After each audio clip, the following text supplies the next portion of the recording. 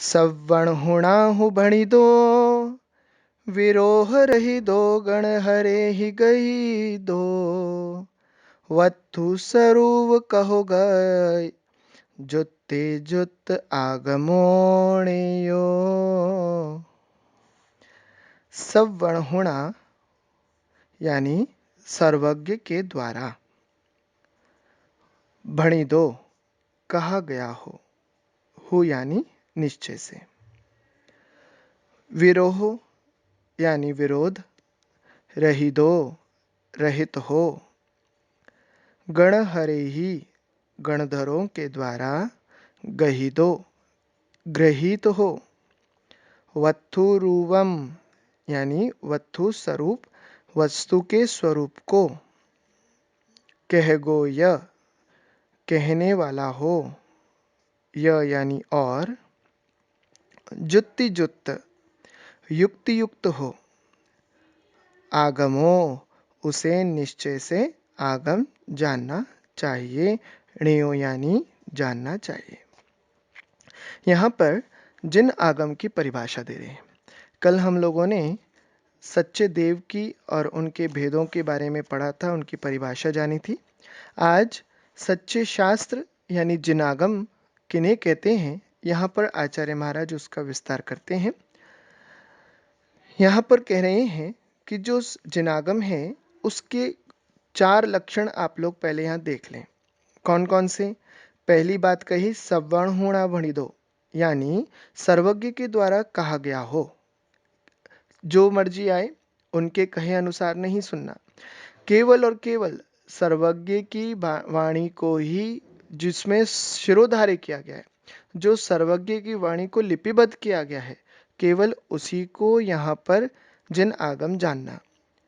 दूसरी बात, विरोध रहितो, जिसका कोई किसी प्रकार से विरोध नहीं हो, कोई उसमें ऐसी बात नहीं हो सकती जिसको कटाक्ष यानी काटा जा सके, उसको छिन्न भिन्न किया जा सके, दूसरे के द्वारा उसमें खंडन और मंडन ना हो। तीसरी बात क्या है? गण हरे ही गही दो, गणधर द्वारा कहा गया हो, ग्रहित हो, जो सर्वज्ञ की वाणी से खिरा उसको गणधर देव ग्रहण करते हो, उसको लिपिबद्ध करने की प्रेरणा देते हो, उसको आगम कहा गया।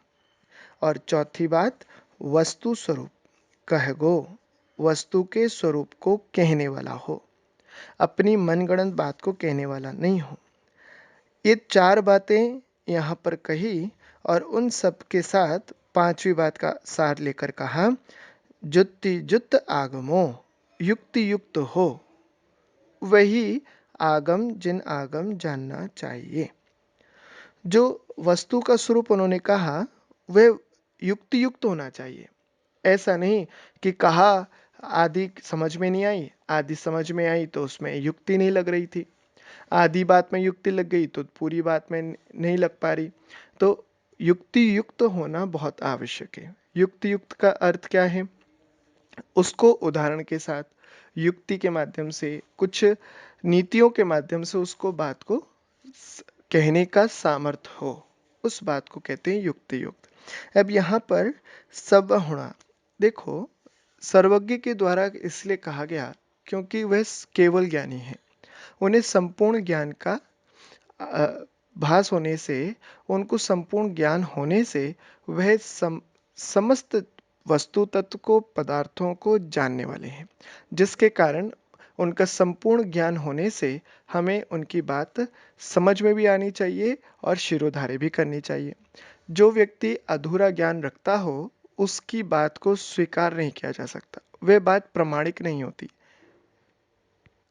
जैसे यदि कोई मदमस्त व्यक्ति हो, शराब पिया हुआ हो और रास्ते में जाते जाते सुनसान मार्ग हो और किसी ने उससे मार्ग पूछा, भैया हमें वहाँ जाना है, उसका रास्ता बता दो। उसने बताया और वह बहकी बहकी से बातें कर रहा था, उसके मुख से बदबू आ रही थी, तो क्या उसकी बात पर विश्वास किया जा सकता है? नहीं। भले ही वह सही उत्तर ही क्यों ना दे रहा हो, सही रास्ता ही क्यों ना बता रहा हो, क्योंकि वक्ता प्रमाणित होता है तो उसकी बात भी प्रमाणिक होती है। वहां पर भी जब हमारे सर्वज्ञ देव प्रामाणिक हैं तो उनके वक्तव्य भी प्रमाणित हैं, और वही कारण है कि हमें उनके द्वारा बताए गए शास्त्रों का, जिन आगम का श्रद्धान करना चाहिए। अब भारत की बात करें, हर व्यक्ति, यहाँ पर दो लोगों की कभी कमी नहीं मिलेगी। यहाँ पर एक तो सलाहकार बहुत मिलेंगे और दूसरे यहाँ पर चिकित्सक बहुत मिलेंगे। हर दूसरा व्यक्ति चिकित्सक है और सलाहकार है। इसलिए सर्वज्ञ की बात को ही शिरोधार्य करना। आपकी यदि सर दर्द हो तो आपको जितने लोग मिलेंगे उतनी अलग अलग प्रकार की दवाई मिल जाएगी, लेकिन आप सबकी बात को स्वीकार नहीं कर सकते। किसकी बात को करोगे? जो एमडी हो, एमबीबीएस हो, जिसने अच्छे से विधिवत रूप से पढ़ाई की हो, वैद्य हो, हकीम हो, जिसका प्रामाणिकता होगी, उसी की आप औषधि को लेने लेने का भाव बनाएंगे, उसके ऊपर विश्वास करेंगे। ऐसे ही यदि हम आत्मकल्याण करना चाहते हैं तो जिन्होंने आत्मकल्याण कर लिया, हम उनकी बात को मानेंगे। इसलिए सर्वज्ञ की बात को यहाँ पर स्वीकार किया गया। अब देखो, सर्वज्ञ की परीक्षा, लोग तो कितने सारे मिलेंगे। कहीं ये भी ऐसे भी शास्त्रों में आगम दिया कि मैं भी सर्वज्ञ हूँ, वो कह रहे मैं भी सर्वज्ञ हूँ। भगवान महावीर स्वामी के समय में 7-7 लोग खड़े हो गए थे, मैं भी सर्वज्ञ, मैं भी केवली, मैं 24वां तीर्थंकर हूं, मैं 24वां तीर्थंकर हूं। लेकिन जब केवल ज्ञान हुआ तो बात अपने आप सब स्पष्ट हो गई। अब सर्वज्ञ की परीक्षा कैसे? तो शास्त्रों में उदाहरण मिला। एक दृष्टांत आता है रानी चेलना का। रानी चेलना के सामने बौद्ध धर्म की प्रसिद्धि हो चुकी थी और उनके राजा श्रेणिक भी बौद्ध धर्म के अनुयायी बन गए। अब अनुयायी होते हुए वह अपने साधुओं को बुलाते, बौद्ध भिक्षु को बुलाते, और वो कहते हम सर्वज्ञ हैं, हम सब जानते हैं। रानी चेला ने कहा कि केवल ज्ञानी ही सर्वज्ञ होते हैं, तो नहीं माने। ठीक है, उनको भोज पर बुलाया गया और उन्होंने भोज पर उन्हीं भिक्षुओं की एक एक जूती को छोटे छोटे छोटे टुकड़े करके उनके भोजन में मिला दिया और सबको भोजन करा दिया। जब भोजन करके जाने लगे तो उन्होंने अपनी एक एक जूती कम पाई। जब जूती कम मिली, वो ढूंढते रहे, बहुत देर तक ढूंढते रहे। राजा श्रेणिक ने कहा नहीं मिली, ढूंढने को चिल्ला से पूछा। बोले ये तो सर्वज्ञ हैं, सब जानते हैं, इन्हें क्या बताना, ये तो अपने केवल ज्ञान से सब जान लेंगे। जब उनको ऐसा कहा गया और नहीं जाना तो बोले आप जिसे ढूंढ रहे हो वो तो आपके अंदर ही है। मतलब बोले आपने जिस भोजन को किया उस भोजन में ही आपके जूती के छोटे छोटे टुकड़े करके मिला दिए गए थे, लेकिन आपको ज्ञान ही नहीं रहा, आपको केवल ज्ञान नहीं है, आप सर्वज्ञ नहीं हैं, इसलिए आपको मालूम नहीं चला। और जैसे ही उन रानी चेलना ने कहा, वह उन्होंने तुरंत वमन कर दिया और देखा वास्तव में उसके अंदर छोटे छोटे टुकड़े थे। तो महानुभाव, हर कोई कहता है सर्वज्ञ, कहना आसान है, होना बड़ा मुश्किल है। इसलिए सर्वज्ञ वही हैं जो केवल ज्ञानी है। दूसरी बात, आगम कौन सा है? जो विरोध रहित हो। विरोध रहित, अपने धर्म में बहुत सारी बातें आपको बताई गई। जीव में एक इंद्रिय में जीव होता है, चाहे वह वनस्पति का एक हो, जल का एक हो, त्रस का एक हो, पृथ्वी का एक हो, सभी में जीव होता है। छोटी छोटी चींटी आदि त्रस्काई जीवों में भी जीव पाया जाता है, उनमें भी ज्ञान दर्शन चेतना है, चलने फिरने की क्षमता है। लेकिन इस बात को जब जैन धर्म की बात को सबने सुना तो लोग हंसने लगे। बोले पेड़ पौधों में भी कोई जान होती है? बोले ये हम बात को स्वीकार नहीं करते। बोले प्रूफ करो। तो पंचम काल में केवल ज्ञानी नहीं है, अवधि ज्ञानी नहीं है, मनपरि ज्ञानी नहीं है, तो बात सिद्ध नहीं कर पाए।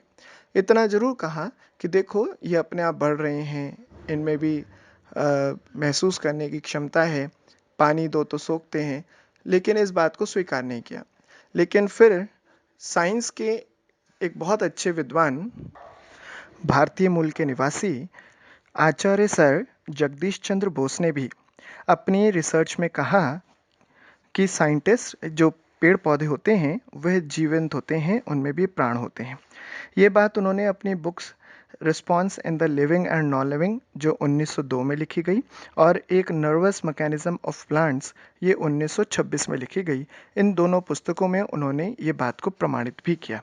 तो कहने का तात्पर्य है, हमारा जैन धर्म बहुत ही साइंटिफिक धर्म है, जिसके अंदर सारी बातें बड़ी ही प्रामाणिकता के साथ दी जाती हैं, बताई जाती हैं, जिसको हम लोग वर्तमान में भले ही प्रूफ नहीं कर पाए, लेकिन उसे साइंटिस्ट रिसर्च कर रहे हैं, उस पर खोज कर रहे हैं, और वह धीरे धीरे स्वयं ही उसको प्रूफ करते चले जा रहे हैं। अब जो एस्केलेटर्स आज बने, वो हमारे भगवान के समवक्षण में भी थे। 20,000 सीढ़ियां अंतर मुहूर्त में ही चढ़कर जीव अपने स्थान पर पहुंच जाता था, जिसकी खोज आज साइंटिस्ट ने की। हमारा धर्म कभी भी विरोध से सहित नहीं है, वह हमेशा विरोध रहित है। जिस धर्म में पानी में असंख्यात जीव बताए गए, उसी साइंटिस्ट को आज वह भी एक अनछने पानी की बूंद में 36,450 जीव मानते हैं। लेकिन पहले विरोध किया। विरोध करना ही पर्याप्त नहीं है, उसको प्रूफ करना चाहिए। लेकिन जब प्रूफ नहीं कर पाए तो उसको माना और उसका स्वयं ने मंडन किया। इसलिए हमारे आगम धर्म सभी प्रमाणित मानने चाहिए। दूसरी बात, गणधरों द्वारा ग्रहित। हमारे केवली की वाणी को गणधर ही झेल सकते हैं, क्योंकि उनकी ओमकार ध्वनि को सामान्य जीव समझ नहीं पाते, तो वह रिद्धिधारी गणधर परमेष्ठी उनकी वाणी को समझते हैं, और परंपरागत से वही ज्ञान आज हमें प्राप्त हो रहा है। और चौथी बात, वस्तु स्वरूप को युक्ति युक्त से कहते हैं। जो जीव आदि 7 तत्व हैं, 9 पदार्थ हैं, उन सब के बारे में आगम में दिया गया है, वही वास्तविकता है। जीव की पर्याय, पुद्गल की पर्याय बदलती रहती हैं, लेकिन उसके स्वरूप को समझाना, उसको समझना, ये केवल जिन आगम के ही माध्यम से संभावित है। इसलिए बहुत सारी बातों को यहाँ पर कहा जा सकता है, लेकिन अल्प सब शब्दों में ही समझ जाएं कि हमारी न्याय और प्रभावना का ये सूत्र, ये वस्तु स्वरूप का वर्णन हमारे आगम में किया गया है। देखें, आचार्य श्री ने कितनी सरलता से 4 अनुयोगों का वर्णन इसमें कर दिया। सर्वज्ञ द्वारा कहा गया है, यानी प्रथमानुयोग, क्योंकि उसमें जितनी भी कथा कहानियां हैं, वह सभी आगम प्रणीत, केवली द्वारा प्रणीत है। वही बात को हम लोग प्रमाणित मानते हैं। विरोध रहित कैसे? कर्णानुयोग के माध्यम से। कर्णानुयोग में जो कहा गया वह बात को पुष्ट करते जाएं तो वह हमारी कर्णानुयोग का स्थार बनता है। तीसरी बात कही, गणधरों द्वारा ग्रहित, ये हमारा चरणानुयोग है, क्योंकि चरणानुयोग का वर्णन आचार्य परमेष्ठी द्वारा किया गया, और ये आचरण स्वयं पालते हैं, दूसरों से कराते हैं, इसलिए ये गणधरों द्वारा ग्रहित चरणानुयोग का वर्णन है। और चौथी बात, वस्तु स्वरूप, ये वस्तु स्वरूप और कुछ नहीं, द्रव्यानुयोग है। द्रव्यानुयोग के सार को यहाँ पर जानना, ये 4 प्रकार का जिन आगम हम लोगों को जानना चाहिए। अगली गाथा लेना चाहते थे, लेकिन समय बहुत हो गया है। फिर भी दूसरी गाथा बहुत सरल है, अल्प शब्दों में उसका विस्तार किया जा सकता है। उसका अर्थ लेने से पूर्व उसकी गाथा को उच्चारण कर लेते हैं। चौ अणु जोगो बणि दो, पड़म करण चरणाणु जोगेणम च, दव्वाणु जोग सही दो, सवहिदं करो भव्वाणम। चारों अनुयोगों के नाम दिए हैं। जिन आगम के भेद क्या हैं? तो बोले 4 अनुयोग। कौन कौन से? पणम, चौ अणु जोगो, यानी 4 अनुयोग प्रकार का है। अनुयोग 4 प्रकार का है। बणिदो यानी कहा गया है। कौन कौन से 4 प्रकार का है?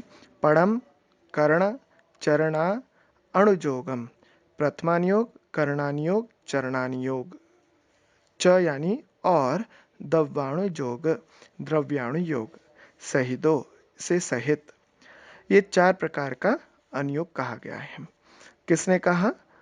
भव्यों का, यानी भव्वाणम, भव्यों के लिए, स्वहिदं करो, स्वहित करने वाला, ये जिनेंद्र प्रभु द्वारा कथित 4 अनुयोग का वर्णन जानना चाहिए। प्रथमानुयोग, कर्णानुयोग, चरणानुयोग, ये 4 हमारे समान अनुयोग हैं। इनमें कोई भी बड़ा छोटा नहीं है, और इनका यही क्रम है। हमेशा याद रखें, प्रथमम करणम चरणम द्रव्यम नमः, ये क्रम बताया गया। इसी क्रम के अनुसार स्वाध्याय करना चाहिए। पहले आपको प्रथमानुयोग के ही ग्रंथ पढ़ने चाहिए, फिर उसके बाद कर्णानुयोग के, फिर चरणानुयोग का, और अंत में द्रव्यानुयोग उठाना चाहिए, क्योंकि ये इसी प्रकार से गरिष्ठ होते चले जाते हैं, उतने ही क्लिष्ट होते चले जाते हैं। द्रव्यानुयोग सबसे क्लिष्ट है, और वह बहुत ही भेद प्रभेद को बतलाने वाला ग्रंथ है। यदि थोड़ा सा भी पांव फिसला तो वह आपको खाई में गिरा सकता है। वह बहुत सावधानी से सुनने और पढ़ने वाला ग्रंथ है, अनुयोग है। और दूसरी बात, ये चारों ही अनुयोग 4 थन की तरह है, गाय के 4 थन की तरह। जैसे हर थन से दूध समान निकलता है, सफ़ेद निकलता है, उसी पौष्टिक वाला निकलता है, गुणवत्ता वाला होता है, ऐसे ही चारों अनुयोग अपने आप में महत्वपूर्ण हैं। अब किसी माँ से पूछा जाए कि भैया चारों बच्चों में अगर आपके 4 बच्चे हैं, कौन सा सबसे प्रिय है?